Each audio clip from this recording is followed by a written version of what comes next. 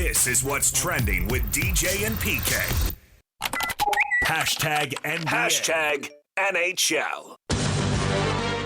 Penalty time released. Blake out of the box. It's now 6-on-5. Marner closing. Works to the slot. He shoots. Knocked down. They score! Mark Stone! 3-3 tie with 1:21 to go in regulation. It's a 6-on-5 game-tying goal for the Knights captain, Mark Stone. Along the right wing boards. Back up top. It's Gostisbehere. Send it cross shot. Game over! Seth Jarvis wins it in overtime! Maybe the most famous one-timer in Hurricanes history.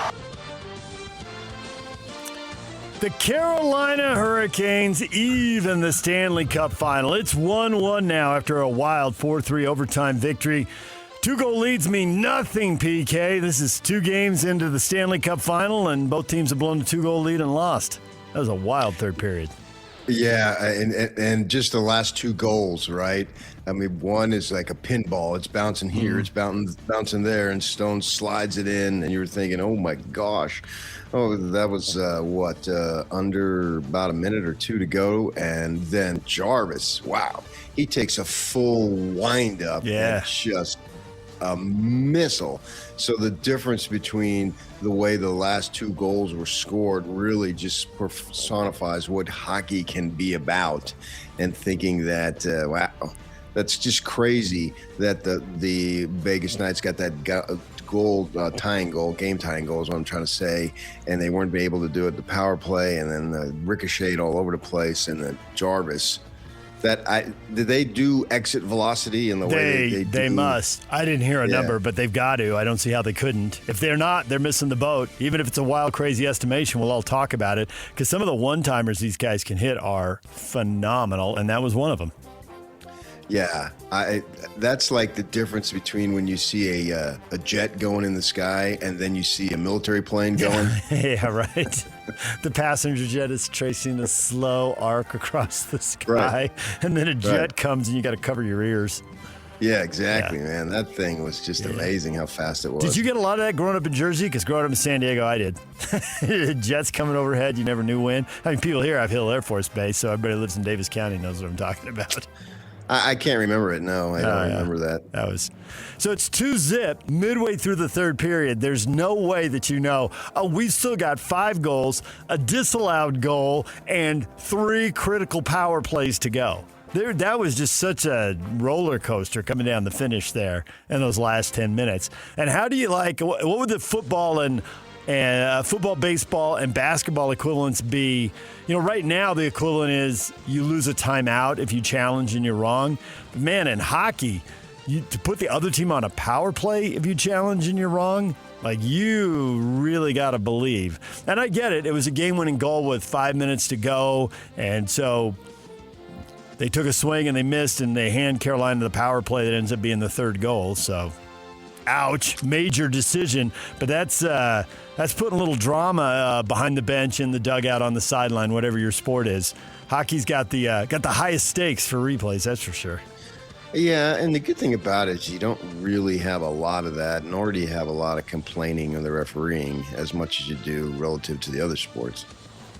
Yeah, the other sports stop it and make it easier, right? Not so much in baseball anymore. And hockey keeps going, right? But baseball did have it with it would stop every pitch. You had a chance to have someone step out and start jawing.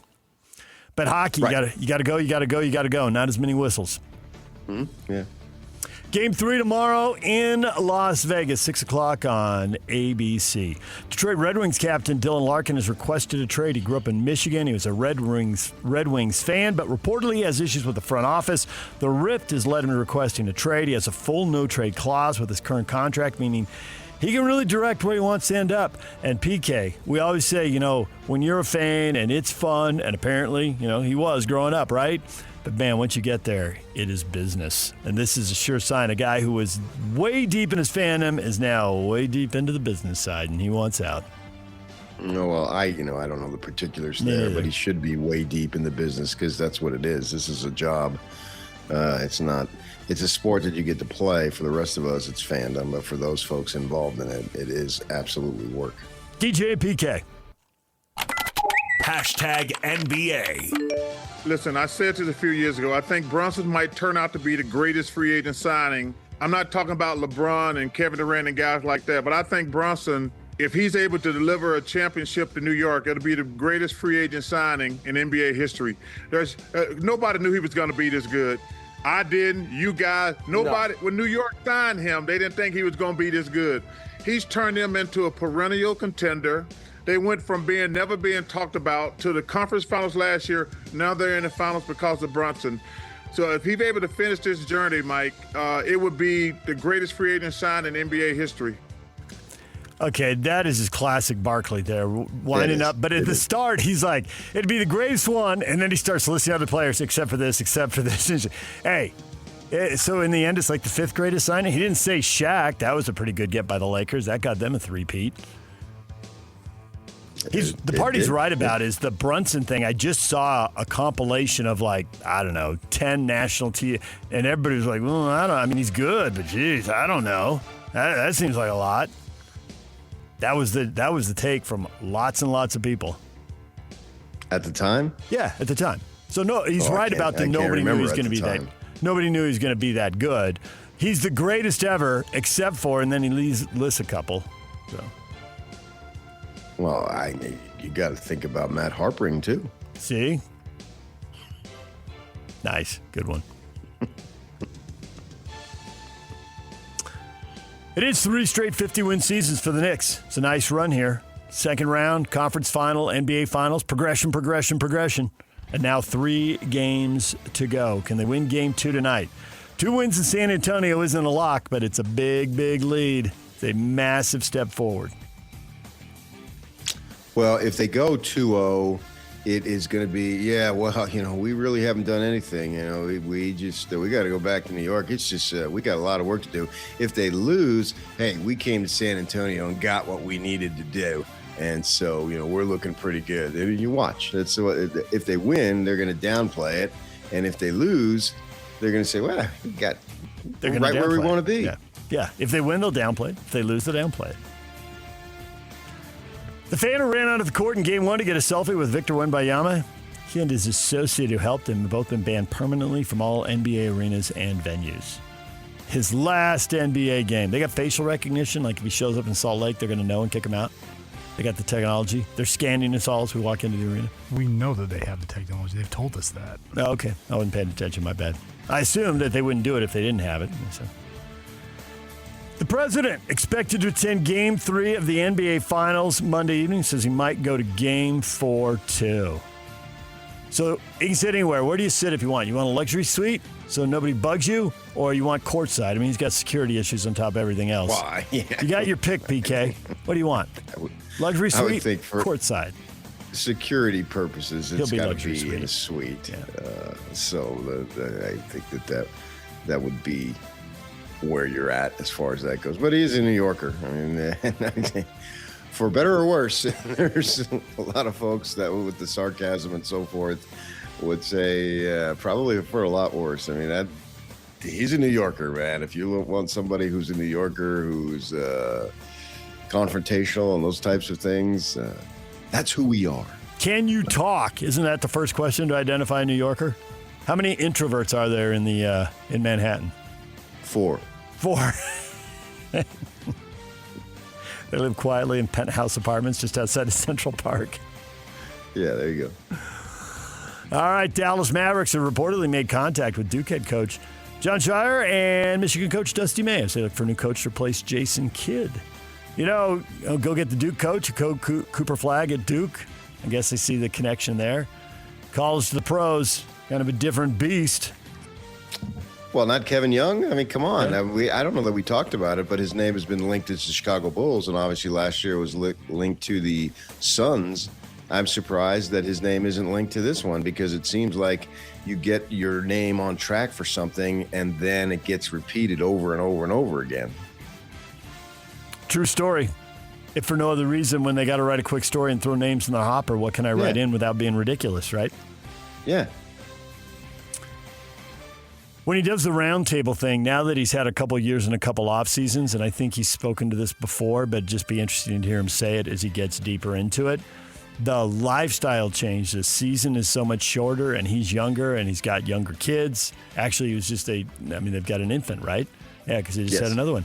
And, just the sheer number of the sheer amount of time, the number of days, the number of nights you get to spend at home, especially when you have young kids. I mean, for anybody, but when you have young kids, I just wonder how much more attractive college is than the pros. Yeah, I'd have to add that up to see what that actually means, because with recruiting, you've got to be gone a lot. Yes. But I think that load has been lightened. It has not been eliminated, but I think that load has been lightened by NIL. Sure, but I could also add that it's been increased with the number of foreign guys and the fact that you could be a 10-year pro practically. And we'll talk to Todd Phillips of UVU coming up here in less than an hour about that very thing. I mean, these guys are going all over the world. Well, how do they find them? Are they just doing it off of film and Zoom and that type of thing? Or are they going to Belgrade or wherever to witness these kids in person? I assume it's all three. And so the question for Todd Phillips is, how much is it of each? It's a huge investment. I mean, he's got, from the budget perspective, aside just from the human fatigue, tired, I don't want to be away from home perspective, you got to go through a lot of the video and the Zoom and all that. But at some point, you got to go see him play. Maybe early as well as late in the process. Yeah. And, you can go home, but during the day, how much sucking up do you have to do that you really don't have to do in the NBA? Though there are booster obligations and all that. You got to add all that. That's why I said it'd be interesting for him to talk about it. How much is it a wash? He has spoken about it, sure. But he has talked about it, but he's getting deeper into it. Yeah, I understand. And does it change over time? Right. No, I'm agreeing with you. Yeah. All right, DJ PK. You're listening to this podcast, so I know you've got a curious mind. Here's a helpful fact you might not know yet. Drivers who switch and save with Progressive save over $900 on average. They make it super simple. Pop over to Progressive.com, answer some questions, and you'll get a quick quote with coverage options tailored to your choices. Plus, you'll see which discounts you may qualify for, like the online quote discount or savings for paying in full. In fact, 99% of Progressive Auto customers earn at least one discount. See if you could save when you switch to Progressive. You'll feel good about making a savvy choice. Visit Progressive.com and see if you can enjoy a little extra cash back. Progressive Casualty Insurance Company and Affiliates. National average 12-month savings of $946 by new customers surveyed who saved with Progressive between June 2024 and May 2025. Potential savings will vary. #NFL. Green Bay Packers give Christian Watson a 4-year, $110 million contract extension. He gets a $31 million signing bonus, and he joins Jaden Reed in getting extensions done. They are Jordan Love's top targets. $31 million check. After you give half of that away to taxes, you still got to do something with, $15 million or so. It's a good day to be Christian Watson. It's all paying off. Yeah, I mean, it's incomprehensible. Yeah, right. Probably not for you, but for me it is. For me too. The Rams. A little bit. The Rams, the newly acquired defensive end Myles Garrett, agreed to a rework contract that will see him make at least $37 million this season. That's up from $31.5. The length of his contract has not changed from the 4-year deal he signed with Cleveland last offseason. And the trade with Cleveland worked for Garrett and includes a clause that if LA trades Garrett to an AFC North rival before 2029, the Rams would have to send to Cleveland a 2029 first-round draft pick instead of third. They'll have to upgrade it a couple rounds. So don't be dealing him back to the Ravens or the Steelers or the Bengals. Good decision there, Cleveland. Cover yourself. You don't have to see him twice a year. That's a problem. 29? Yep. Yeah, I guess we're 3 years away. You wonder those folks who are making these decisions now will even be in those positions. Yeah. And how beat up will he be by how many more collisions and all that. So, yeah, I can see why they did that. That makes sense. And I assume the Rams, by putting some money this year, cleared up some money in a future year as they plan ahead, plot ahead. So, DJ and PK. #college football. The Virginia Tech Hokies receive a historic $75 million donation, with the majority directed towards athletics. The school announced the donation was made by an anonymous fourth-generation Virginia Tech family, and the donation includes unrestricted funds to be used at the discretion of the athletic directors and additional support through Hokie Ventures, a nonprofit corporation approved earlier this week as a way for Virginia Tech to support revenue generation and strategic investment. A lot of it will be directed to football. Now, $75 million sounds like a lot of money, PK, because it is a lot of money. But with reports yesterday that Notre Dame spending $40 million on a budget, to think you could blow through this in 2 years? Have you ever been more right than when you asked, at what point does the fatigue set in? You got to write these checks every year. I mean, $75 million, that, we can all agree, that's an enormous donation. And yet, these budgets, $20 million, $30 million, $40 million. And Kyle Whittingham said they're gonna grow every year exponentially. It's happening. 75 is a lot, and yet you can blow through it in 2 years. That sounds outrageous. Maybe invest it to have it continue to be, what do they call that? Compounding? Yeah, that's a financial term, but like an endowment type thing. Oh, yeah. That's the word I was looking for. I know it's anonymous, but I can tell you that Jake Scott's father is a Virginia Tech graduate, so just saying. Just saying. Jake's getting his allowance cut. When I did see this, I did think of him immediately because you and I both talk Hokies with him dozens of times. Jake. Oh, you're talking Jake? Yeah. Jake, did you do this? And I actually know his father pretty well. Yeah. I've golfed with him a number of times. So good people, obviously. And his mother's a golfer and all that. But yeah, that's a staggering amount of money. But that's where we're at. And it's repeated. I mean, they had camps, the summer camps in Tempe this week. So Kenny Dillingham never shies away from taking an opportunity to speak to the media. And he was talking about, people were just criticizing me at the end of last season or start a bowl practice last year when he said, well, I need some people and I'll make you the most famous people in the Valley because you'll donate and then I'll just build you up and you'll become somebody. And it's like, man, that just seems so unbecoming of a coach. Well, that's the reality of the situation today. It's just talking about Kevin Young. You don't have to do this or that, but you got to suck up to these people who've got the money. And that's what and they want to be sucked up to. They want to make sure that they're special. Now, maybe this Virginia Tech dude, whoever or lady, whoever it is, they're not interested in that. But a lot of them want the fame and most importantly, they want the access that comes with that kind of money. It's like what Travis Hansen told us the story when Ryan Smith was interested in buying partial ownership of the Suns, and he was going to give $100 million or something. And he asked Sarver, "What does that get me?" And he said, "Good courtside seats." And that wasn't good enough. No, it's not good enough. I agree. And the access, I mean, there's so many access points, right? It can be eating meals with management. It could be going to practices. It could be where you sit during the game, access to the locker room. I mean, you probably drop a list of 10 or 15 things that you could get. Traveling with the team on road trips. What do you want? I saw, this is something that I've actually witnessed when they go bring it in at the end of football practice and they gather around. Gets to bring it in. You will get to bring it in. You're standing right there as the coach is standing, everyone's taking a knee in sort of a horseshoe, and there's the coach, and you're right there. I mean, I've witnessed this many times. So that's stuff that they want. And that's basically, that's what they're buying with the money. Well, it'll be interesting to see how the Hokies spend this and how much this elevates them. And, back to your point about Arizona State, when we were talking earlier this week about how good he's going to be, how much money has he gotten in the offseason, PK? It seems like as a coach, he gets it. He gets so many facets of this. Now, you still got to have the players, and that was your point. We don't know he has the players, and we probably won't until they start playing games.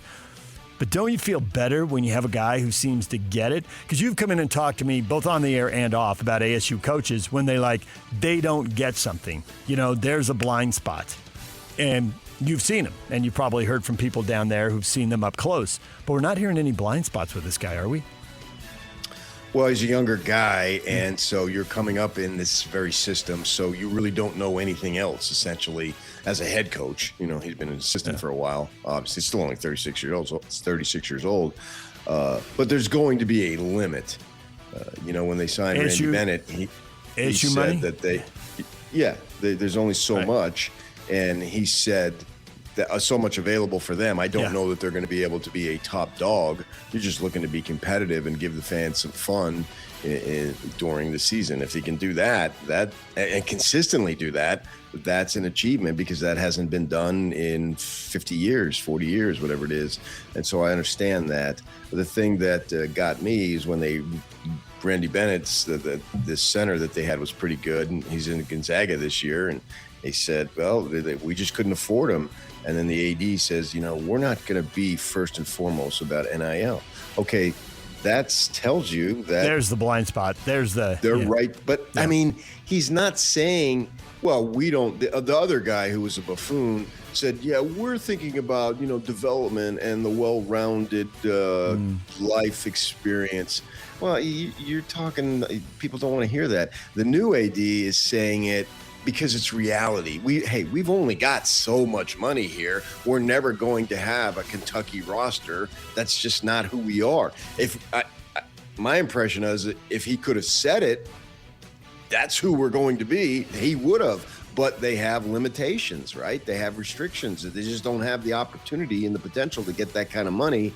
So I understand that, and that's why maybe they'll get a tournament team here and there or what have you. You got to be realistic about what you got.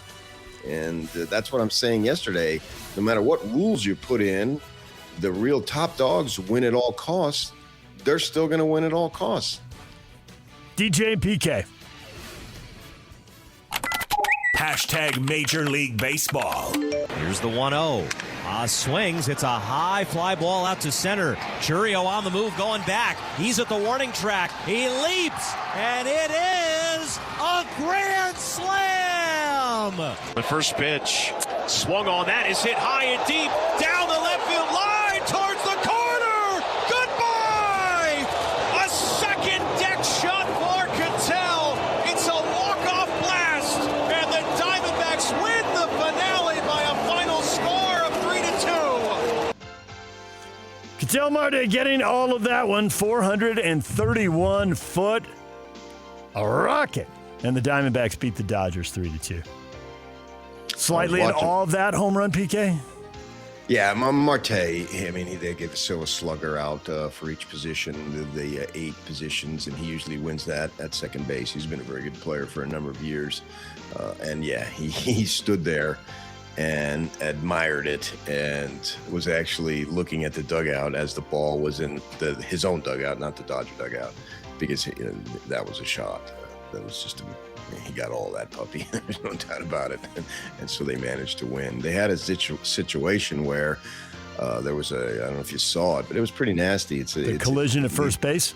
Yeah, they need to put in that extra bag that's in foul territory, because the ball was right down the line. The pitcher he just stood there as a bystander, and so that means first baseman, Vargas is his name, had to go run right at, because it was right down the line. The pitcher thought he must have thought it was foul. It was a late break for him off the mound. Yeah, and a late break is essentially no break, because you're not going to get there. Well, he gets in the video. He's clearly 2 or 3 steps away. But it's no break. That's way too far. You got to get there on time. Yeah, that's way too far away. He's way late. And Muncy, I think a lot of people know third base. He's been third base for Dodgers for a good while now. He's running, and they just run right into each other. It's like a head-on collision. Both guys going full speed, and that was nasty. And the 2 bags would have given them each a bag to run at, and they could have run past each other. Instead, it looked like, I don't know that either guy felt very good after this, but it looked like Muncy braced himself a little better and got his arms up. Oh, plus he's bigger. Yeah. And Vargas got hit in the shoulder, and so his right shoulder's still going forward, and the left shoulder's spinning around. He's flopping on his back. It looked bad for him. Yeah. So, the ball went flying. They're talking about concussion, which that's a week or two, and leads you to injury. And the big story baseball is Aaron Judge with his injury. Yeah, Aaron Judge has a stress fracture in his ribs. He'll be out indefinitely. He'll undergo imaging in 4 to 6 weeks. So he's gone 4 to 6 weeks, which puts that right around the All-Star break. And so it seems like what we'll get is around the All-Star break. Then they'll say, okay, now you're so far out, whatever it is, another 2 weeks, another month, whatever. Well, I was reading stuff that this is very difficult to come back from, to be the same player, even when you do, or if you do come back. And I'm not going to go crazy on this and say it's career ending, but it's obviously serious. Yeah. Texas Longhorns beat the Texas Tech Red Raiders in the Women's College World Series National Championship Series. Best 2 out of 3. They win the first 2 games, 4-1. A big error opened the door there for Texas to get on the board and take the lead, and they beat Texas Tech for the second straight year. So the SEC gets another title, and that will shift to baseball with the Super Regionals this weekend as they proceed on their way to Omaha. Yeah, a lot of money spent for Texas Tech to come in second. Yep. Salt Lake Bees blow out Albuquerque 15-3. They play again tonight, America First Square. First pitch 6:35. Coverage starts at 6:20 on the Zone.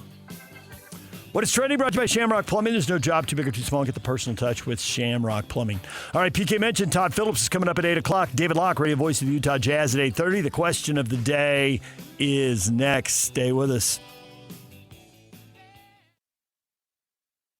Hey there, it's Wayfair here, where delivery and setup are as easy as a few taps on your phone.